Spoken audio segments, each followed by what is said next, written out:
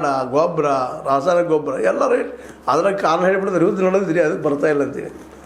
Stock ಇದ್ದ ಬಗ್ಗೆ ಮಾತಾಡೋದಿಲ್ಲ ಅವರು, ತಮ್ಮಲ್ಲಿ ಇದ್ದ ಬಗ್ಗೆ ಮಾತಾಡೋದಿಲ್ಲ, ಉಳಿದಿರ್ತ ಅದ್ರ ಬಗ್ಗೆ ಮಾತಾಡೋದಿಲ್ಲ. ಯುದ್ಧ ಶುರು ಹೋಯ್ತು ಅಲ್ಲೇ ಅದಕ್ಕೆ ರೇಟ್ ಹೆಚ್ಚಾವು ಎಲ್ಲರಿಗೂ.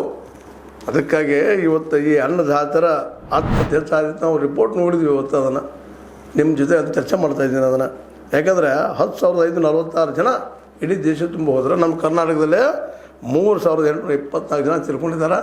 ರೈತರು ಆತ್ಮಹತ್ಯೆ ಮಾಡ್ಕೊಂಡಿದ್ದಾರೆ. ರೈತ ಸಂಬಂಧಿಸಿದಂಥ ಕೃಷಿ ಕೂಲಿಗಳು ಎಲ್ಲರೂ ಬಂದಿರೋದ್ರೆ ಅಂದಾಗ ನಮ್ಮ ಡೆವಲಪ್ ಆಗಿದ್ದೀವಪ್ಪ, ನಾವು ಭಾಳ ಮುಂದುವರೆದೀವಿ ಅನ್ನೋದು ಯಾವ ಆಧಾರ ಮೇಲೆ? ಆತ್ಮಹತ್ಯೆ ನಿಲ್ಲೋದು ಯಾವಾಗ? ಇವತ್ತು ಹೋಗಿ ರೈತನ ಬದುಕನ್ನು ನೋಡಿ ಇನ್ನೊಮ್ಮೆ ಮೊಂಬಿಟ್ಟು ಹತ್ತಲ್ಲ. ಯಾರೋ ಒಂದಿಬ್ಬರು ಜನ ಭಾಳ ದೊಡ್ಡ ರೈತರು ಒಂದು ದೊಡ್ಡ ಗಾಡಿ ಹಿಡ್ಕೊಂಡು ದೊಡ್ಡ ಮನೆ ಕಟ್ಕೊಂಡು ದೊಡ್ಡದಾಗಿ ಇದ್ದಾರೆ ಅಂದ್ರೆ ಎಲ್ಲರೂ ಹಂಗೆ ಇದ್ದಾರೆ ಅಂತಲ್ಲ ಇಡೀ ರೈತರು ಕುಟುಂಬದವ್ರು. ಅಲ್ಲಿ ಕೃಷಿ ಕಾರ್ಮಿಕರಿದ್ದಾರೆ, ಏನೇನು 108 ಜನ ಇದ್ದಾರೆ ಅಲ್ಲೆಲ್ಲೇ. ಅವ್ರು ದುಡಿಲಾರ್ದ ಅವತ್ತು ದಿನ ಅವ್ರು ನಡೆಯೋದು ಇಲ್ಲ, ದುಡಿಲೇಬೇಕಾಗ್ತದೆ. ಅವ್ರಿಗೆ 200 ರೂಪಾಯಿ ಕೊಡ್ತೀರಪ್ಪ, 300 ಕೊಡ್ತೀರಿ. ಮಾರ್ಕೆಟ್ ಹೆಚ್ಚತ್ತಿಲ್ಲ. 1 ಕಿಲೋ ಜೋಳಕ್ಕೆ ಎಷ್ಟು ಅದರಪ್ಪ ಇವತ್ತು?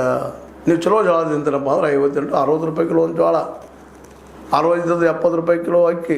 ಅಕ್ಕಿ 5 ಕೊಡ್ತೀರಿ. ಇಷ್ಟಾದ್ರೆ ಮುಗಿದು ಬಿಡ್ತಾವ್ರ ಬದುಕ.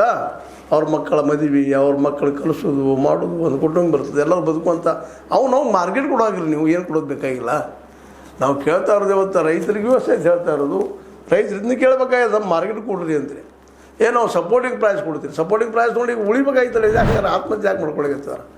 ಇವು ಪ್ರತಿ ವರ್ಷ ಮೋದಿಯವ್ರು ಹೇಳ್ತಾರೆ, ಸಿದ್ದರಾಮಯ್ಯರು ಹೇಳ್ತಾರೆ, ಏನೋ ಸಪೋರ್ಟಿಂಗ್ ಪ್ರೈಸ್ ಕೊಡ್ತೀರಿ, ಬೆಂಬಲ ಬೆಲೆ ಕೊಡ್ತೀವಿ. ಮತ್ತು ಸಾಯ್ತಾರೆ ರೈತರು ಆತ್ಮಹತ್ಯೆ ಯಾಕೆ ಮಾಡ್ಕೊಳ್ತಾ ಇದ್ದಾರೆ? ಇದಕ್ಕೆ ಈ ಉತ್ತರ ಹುಡುಕೋದಕ್ಕೆ ಇವತ್ತು ಭಾಳ ಅವಶ್ಯಕ. ರೈತರು ಅನ್ನೋದು ವಿಚಾರ ಮಾಡಿರಿ.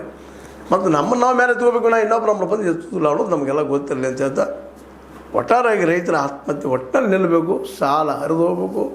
ಅಂಥ ಯೋಜನೆ, ಅಂಥ ಒಂದು ಪ್ಲ್ಯಾನ್ ಇರೋದು MS ಸ್ವಾಮಿನಾಥನ್ನವರ ಆ ಒಂದು ಸೂತ್ರ.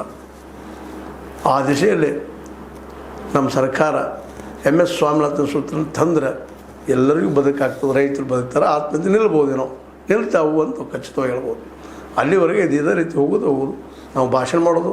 ಈ ದೇಶದ ಬೆನ್ನೆಲ್ಲ ರೈತ ಅನ್ನೋದು ಅವ್ನು ಬೆನ್ನು ಮುರಿಯುವಂಥ ಕೆಲಸಗಳು ನಿರಂತರ ನಡೀತಾ ಇರ್ತಾವೆ.